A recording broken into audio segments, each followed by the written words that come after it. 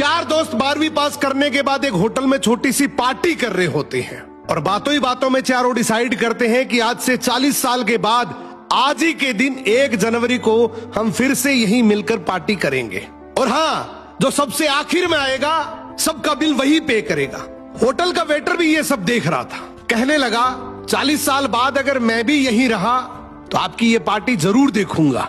ठीक 40 साल बाद पहला दोस्त होटल पहुंचता है तो देखता है वो होटल अब 5 स्टार बन चुका है।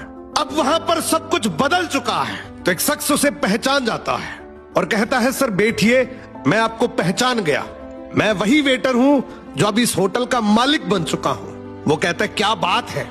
इतने में दूसरा दोस्त आ जाता है, दोनों की बातचीत शुरू होती है कि बिजनेस ग्रो कर गया, सब कुछ अच्छा चल रहा है। दोनों अपनी अपनी बातें शेयर कर ही रहे होते हैं कि तीसरा दोस्त भी पहुंच जाता है, लेकिन चौथा दोस्त अब भी नहीं आया। तो जो सेठ होता है वो कहता है आप ऑर्डर कीजिए, मेन्यू में खाना वगैरह सेलेक्ट कीजिए, इतने में आपका दोस्त भी आ जाएगा। अब खाना भी लग गया, वेट करते करते काफी देर हो गई। उदास मन से ये तीनों दोस्त डिनर शुरू कर देते हैं। तीनों ने डिनर कर भी लिया लेकिन चौथा दोस्त अब भी नहीं आया। अब जब बिल देने की बारी आती है तो कहते हैं कि विकास तो शायद बहुत बड़ा आदमी बन गया, हम सबको इग्नोर कर रहा है, चलो हम ही बिल पे कर देते हैं। जैसे ही बिल पे करने के लिए काउंटर पे पहुंचे तो काउंटर का मैनेजर बोला आपका बिल तो ऑलरेडी पे हो चुका है। अब तीनों अपने चौथे दोस्त के ना आने की शिकायत करते करते होटल से बाहर निकले ही थे कि तभी एक सरकारी गाड़ी वहां आकर रुकती है। उसमें से एक लड़का उतरता है और तीनों के पैर छूते हुए कहता है मेरे पापा टीचर बन गए थे, मुझे कलेक्टर बनाने के काबिल कर दिया, लेकिन अफसोस मेरे पापा आज से 1 महीने पहले ये दुनिया छोड़कर चले गए।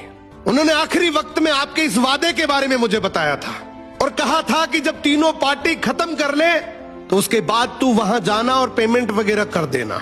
लड़का हाथ जोड़कर बोला मेरे पापा अब इस दुनिया में नहीं रहे, उनका वादा पूरा करने के लिए मैं आया हूं।